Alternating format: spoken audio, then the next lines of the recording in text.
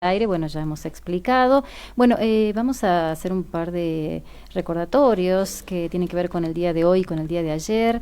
Este efemérides me toca directamente porque yo tengo un tío que desarrolló esta enfermedad. Te cuento que en 1906, un día como ayer, nacía el virólogo polaco Albert Sabin, que se radicó en los Estados Unidos y que desarrolló la vacuna oral contra la poliomielitis, de aplicación más accesible que esa otra novedosa vacuna intramuscular de Jonas Salk. Ambos se negaron a patentar sus vacunas, ¿no?, contra esa enfermedad, y Sabin falleció en 1993. Un día como ayer también, pero de 1914, nacía el genio escritor Julio Cortázar, de quien a quien casi todos conocemos, y si no, siempre recomendamos su lectura. El día de ayer despedíamos a una de las pedagogas más reconocidas a nivel mundial. Ella es Emilia Ferrero, esta argentina que a los 86 años, discípula de Piaget, se nos fue. Y la última que quería recordar el día de hoy, pero de 1994, se da el adiós a Roberto Goyeneche, uno de los cantantes más populares en la historia del tango. Se murió a los 68 años, muy joven él. Había nacido en Saavedra y acompañó a la orquesta de Aníbal Troilo. Su carrera solista le granjeó grandes admiradores, tanto dentro como fuera del tango. Si no, habrá sido una de las voces privilegiadas de toda una generación, ¿no? Sí, acá saludamos a nuestros papás que mucho tango han escuchado, y para todos los tangueros que se prenden aquí a la hora de la siesta con nosotros. Que algunos dicen, ya te va a llegar la época de escuchar tango, ¿no? Según dicen, es una cuestión etaria casi, ¿no? Que sí. El tiempo trae nostalgia y la nostalgia, el tango la acompaña. Ay, Facundo, estudiaste este tiempo que estuvimos fuera del aire, buenísimo. Bueno, acuérdense que se pueden comunicar con nosotros a las siguientes vías: 387-5347-022 y en Facebook Quehacer Pedagógico. Y ahora vamos a presentar a Facundo, que como siempre nos trae alguna recomendación. Y en este caso un librito. ¿Qué nos trajiste? Un librito, así que bueno, hoy traigo un libro, más que un libro, también una biografía que es de Viktor Frankl, quien relata en su libro El sentido de la vida.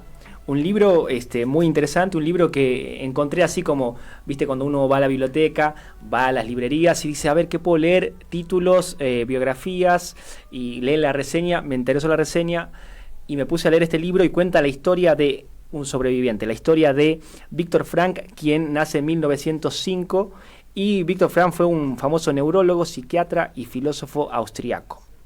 Bueno, cuenta que en 1940 más o menos, resulta que él ya era un aclamado neurólogo y se está llevando adelante lo que se llama el nazismo, ¿no? Él precisamente era judío, entonces se encuentra en la problemática de que va a desarrollar una gran carrera en los Estados Unidos, tiene la visa lista para irse a los Estados Unidos y escapar del Holocausto.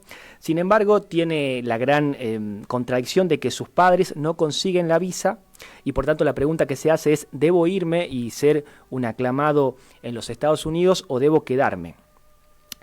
En una tarde que sale de su casa, decide finalmente quedarse. Y ese quedarse implica que va a ser, junto con sus padres y su esposa, destinado a los campos de concentración de Auschwitz. Destino a los campos de concentración, ya él y toda su familia va a ser dividido en distintos Lager, como se llamaron. Evidentemente llega a los campos de concentración. Relata, evidentemente el campo de concentración fue para mí la prueba real de madurez. No estuve obligado a presentarme, pero sin embargo fue lo mejor que pasó. Y así llegué a Auschwitz. Por supuesto, al dejar caducar la visa a los Estados Unidos, sucedió lo previsible. Unas semanas después, la familia de Frank fue deportada. Llegando a los campos de concentración, vivió la primera experiencia de un ser humano de ser despojado de absolutamente todo. No nos entraba en la cabeza que nos quitaran absolutamente todo. Intenté ganarme la confianza de uno de los prisioneros veteranos y le dije que tenía un fajo de libros, el cual era mi gran obra maestra que iba a presentar.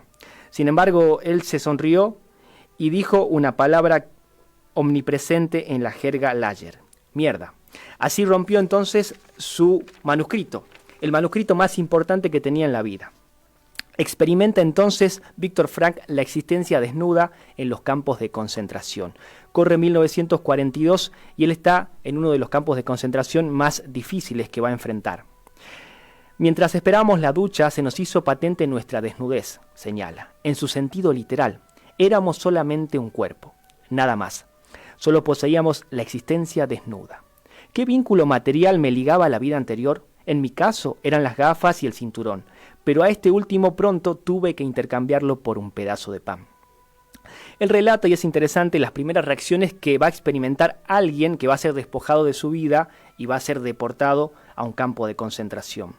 Yo creía que ciertas cosas eran imprescindibles, que no podía dormir sin esto o sin aquello, que era necesario dormir una siesta. La primera noche en Auschwitz dormimos en cuchetas de 3 pisos. En cada cucheta, aproximadamente de 2 metros, dormíamos 9 hombres, directamente sobre tablones. Señala allí lo que Dostoyevsky alguna vez dijo: sí, el hombre puede acostumbrarse a todo, pero no nos pregunte cómo lo hace. Una de sus grandes preocupaciones, y lo que él siempre juró, es jamás lanzarse contra las alambradas. Generalmente los prisioneros solían, ante lo insoportable que resultaba vivir esta vida, suicidarse en los campos de concentración, que la forma más común era lanzarse contra los alambrados que estaban electrificados. Él juró jamás hacerlos. ¿Qué pasaba en personas que estaban expuestas a estas cuestiones? ¿Qué soñaban, por ejemplo? Soñaban con pan, pasteles y un buen baño de agua caliente.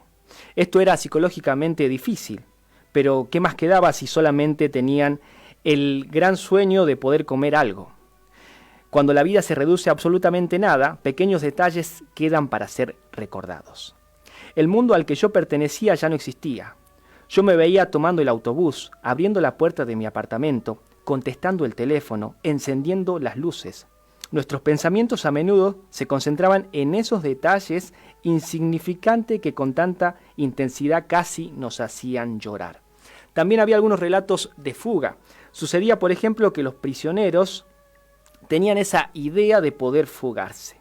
Sin embargo, acá se desarrollaba una cuestión psicológica muy interesante, que la mayoría de los prisioneros creían que eran juguetes del destino, es decir, se sentían como si algo superior los dominaba y los sueños de fugarse o la posibilidad de hacerlo no era muy frecuente. Entonces, ¿qué quedaba? ¿Acaso el ser humano estaba siendo totalmente preso del destino? Hay una idea que él desarrolla luego de su experiencia, que es la libertad interior. Los supervivientes, relata, de los campos aún recordamos a los hombres que iban a los barracones a consolar a los demás, ofreciéndoles un pedazo de pan. Quizá no fueron muchos, pero esos pocos son una muestra irrefutable de que el hombre se le puede arrebatar todo, salvo una cosa: la libertad humana. La libre elección de la acción personal ante las circunstancias. Siempre hay una ocasión para elegir eso. La presión del día a día tampoco puede erradicar algo: la libertad interior. Acá hay un concepto bien interesante que aparece que ya en 1945 él sobrevive.